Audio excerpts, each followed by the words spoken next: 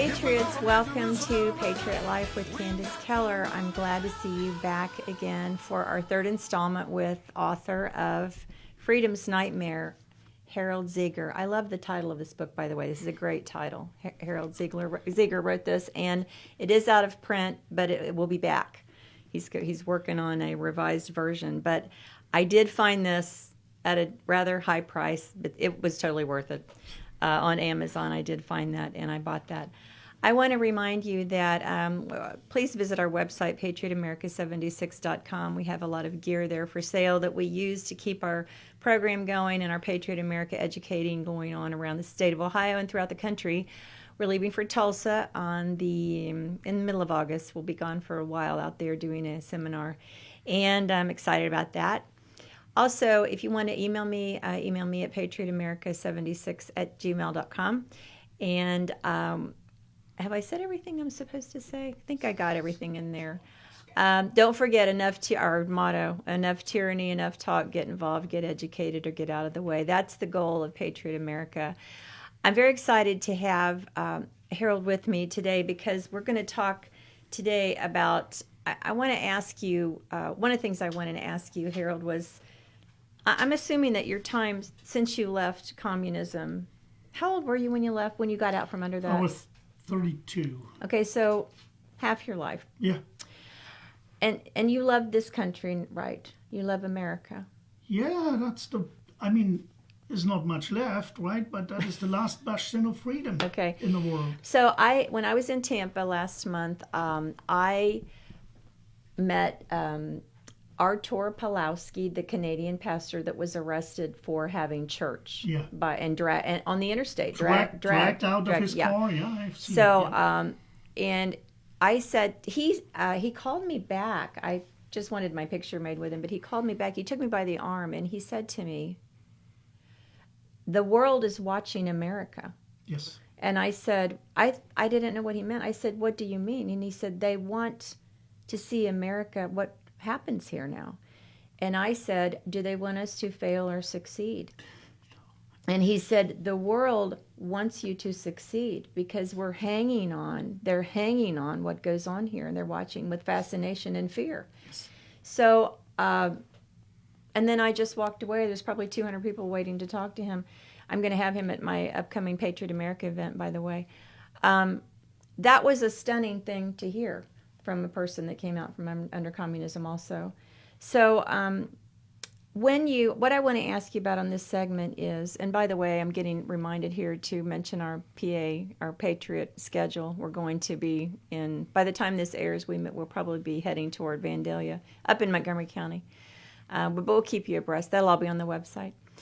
As you're watching the news, like we all do every day, I think about you often because I feel like, as we talked about Groundhog Day, you're watching things you've seen happen before. Yes. So, in your opinion, and I know you're not a politician, but you kind of were. You had to be. You were made to be in your country. What will turn us around? There's a bunch of people like me that are standing up and digging our heels in and saying, we're not doing this nonsense anymore. But are there enough of us, and what else can we do? You're not united. The opposition to what is going on in this country is not united. Have you seen the demonstration in Paris after this moron, or whatever his name is, said he will make vaccination or the injection mandatory? Have you seen that? Yes. About, I think it was mid last year, right after the lockdowns came out and people were forced to wear masks everywhere, the Danish people went out and said, no, we are not doing that. Now, they are not armed, but over 2.5 million Danes took their pots and pans and standing out in front of the government building and hammering that for over 24 hours. Okay. So what I miss here in America is that every group, there is thousands of groups who are in opposition and doing a great work like you do with your group, but you are split off. And this is, the first thing I learned as a youth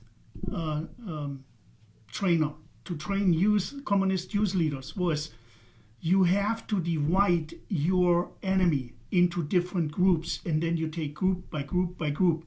As Bonhoeffer said, first they came for them, but I was not one of those. Then they came for the others. I was not one of those, and so on. And I never spoke out. And then they came for me, and there was nobody left to speak for me, right?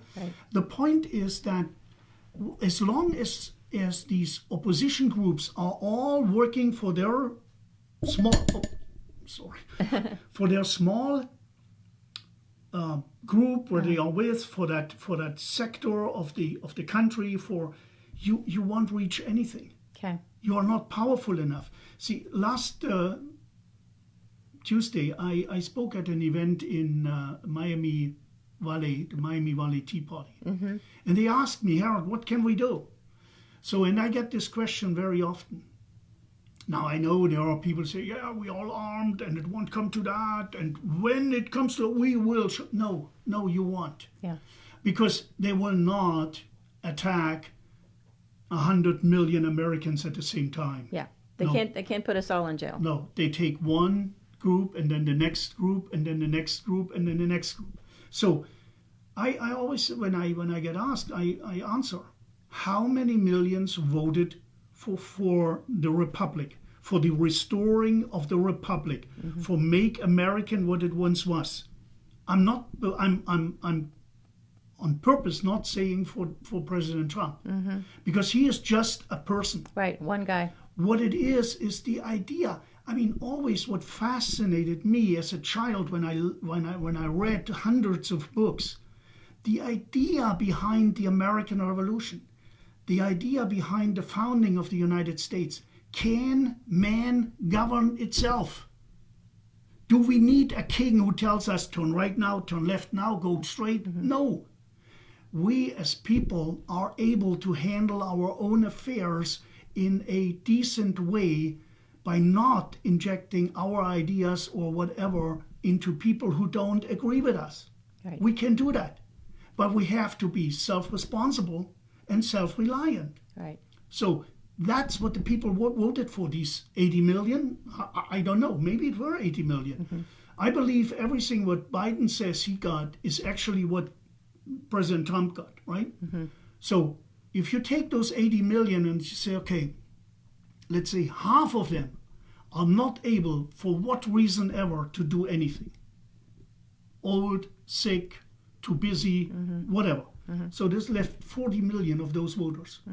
If those 40 million all together pack up a backpack and march to Washington, all 40 million's there. You have 40 million people in and around Washington. Right. Sitting there until this corrupt government moves out. Banging pots and pans, maybe. Whatever. Yeah. Don't take weapons. It doesn't help. Right. It doesn't help. Right. Because 50% of your military is ready to shoot at you. Right. Because the American military is not what it was 20 years ago. Right. Obama made that possible. Do you feel like we are turning to the, because people are every day digging in their heels, resisting the more and more, because now, as of this recording right now, we're hearing about a new variant. There's more, now they're clamping down on masks again. It's all happening just like we predicted. And meanwhile, half of us are yawning and ignoring it, and the rest are freaking out. So we're still divided as a nation. Yes. Even, as I said, the opposition to all what is going on is divided. And when you look at an only 50% of all Americans even have taken that jab, that injection, there need to be an effort of all of the opponents of all these groups to unite into one united movement. And I know that was that idea that President Trump leads that movement and so on. No, it can't be. We were foolish to think that one man could have done ever. Cannot. So is it possible to found another party? I don't know. I can tell you. Most of the time, parties are not the solution. Because as soon as you do that, you have immediately characters which will come up and for their own advantage will do whatever is necessary. Right. And most of the time will easily be corrupted by the powers not to be. Would it be effective if we did it, because people won't go all the way to D.C. But if every state had people that showed up at their own capital, the minimum solution, if you have, let's say, 35,000 people surrounding the state capital in demanding in that Columbus, legislators do something. No, demanding the legislators to move out, and then choose among you people those who represent you. Right. Because that's what it was all about by the founding. So if we vote them out, because next year, the election's next year, if we vote them out, no matter what party, parties have stopped mattering? Yeah, it doesn't okay, matter. Because the corruption They're all is the same. rampant. And yeah, exactly. Yeah, I worried way more about the Republicans when I was in Columbus than I did the Democrats, and I am a Republican. So the party thing is over. So if we go in next year and literally just vote for any other person, no matter what, is that possible for us to do that? Because every state has the same issue. They're doing nothing. They're doing nothing. We have an anti-mandatory vaccination bill in Ohio right now, House Bill 248, the most perfect bill I have ever seen. And Scott Lips, our health chair, won't move it. Speaker Cupp won't move it. And the legislature is just following along, doing nothing. So do we make a blanket statement by saying, by all 99 of you, we want 99 new people, and when those people don't do what we say, we're getting 99 other people? Is that possible? Sure, it is possible. But you have to be united. You have, as I said, you have to get 35, 40,000 people surrounding that capital, and stand there until these people are gone. Right.